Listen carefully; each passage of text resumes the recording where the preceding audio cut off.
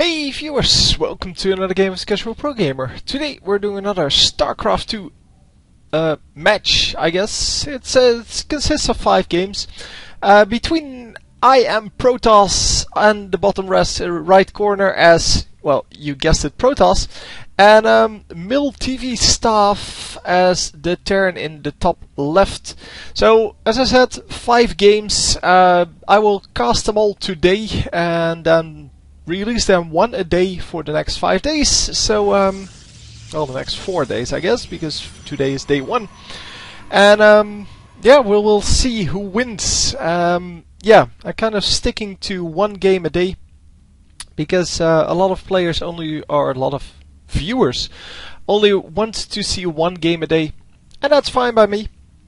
I mean, I would rather have that you would watch 5 games if I uploaded 5 games, but that's just not the way it is.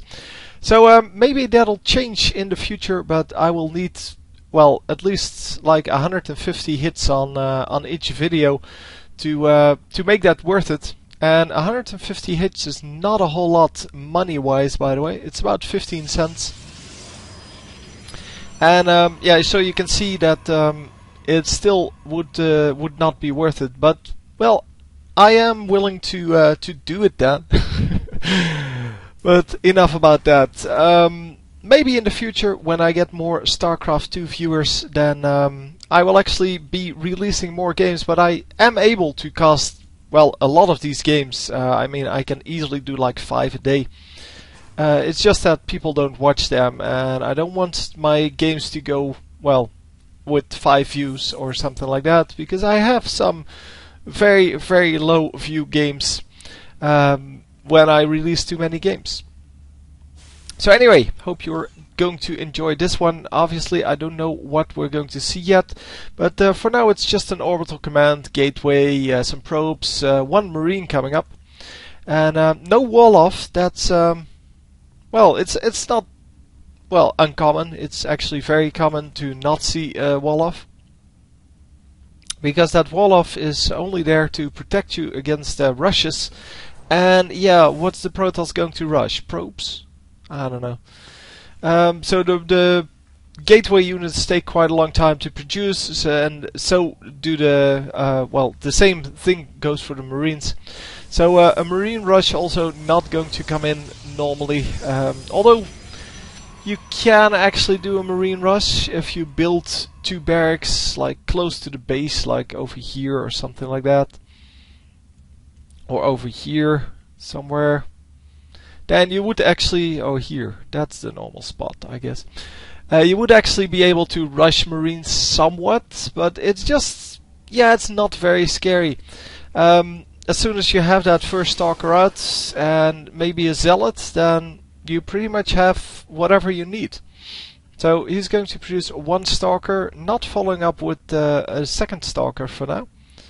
And this stalker is going to find this SCV, shoot it in 5 only. Wow! Oh, so much damage, man. Oh, yeah, it's 5.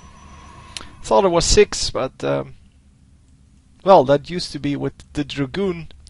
With the Dragoon in StarCraft 1, or rather StarCraft Brood War. You needed to shoot 6 times to kill an SCV, and that was a ridiculously high amount. It's still 5 times to make sure that people can't just snipe entire minion lines, or, yeah, well, worker lines, I should call them. Although they're still minions. Yeah, I guess so. With you being their overlord.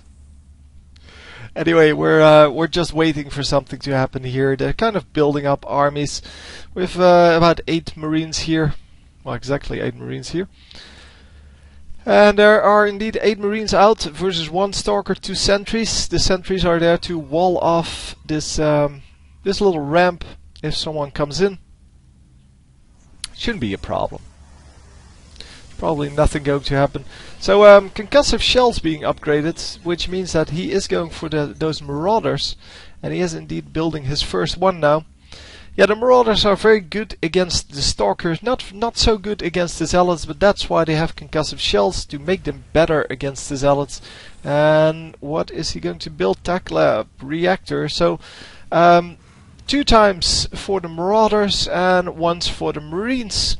So it's going to be a mixed army this time. We normally see this, but yeah, well, every now and then you get a full Marine game. And I like the combined army because, well, the Marines do more damage, but the Marauders are better against Stalkers.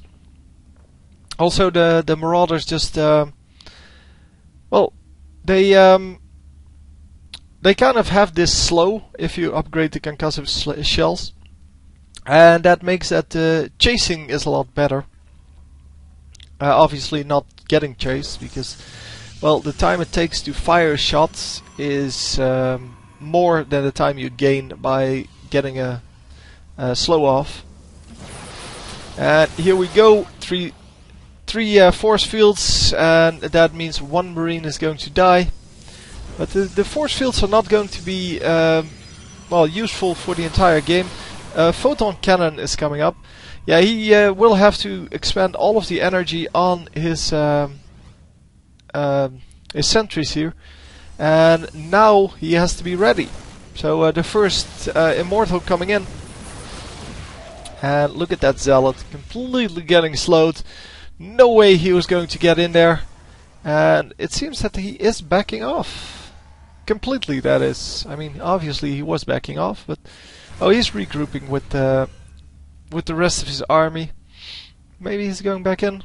He should know that the Stalkers are, or the sentries are out of energy by now. And with this this Immortal coming up, yeah, the Marines are going to do very well against that. The Marauders not so much because, well, as you can see, 2.5 times the damage versus armored, and they also take less damage from Marauders than from Marines, because the Marauders, they do 20 damage versus armored, but only 10 of those will actually be applied, whereas these guys do 6 damage and 6 damage will be applied.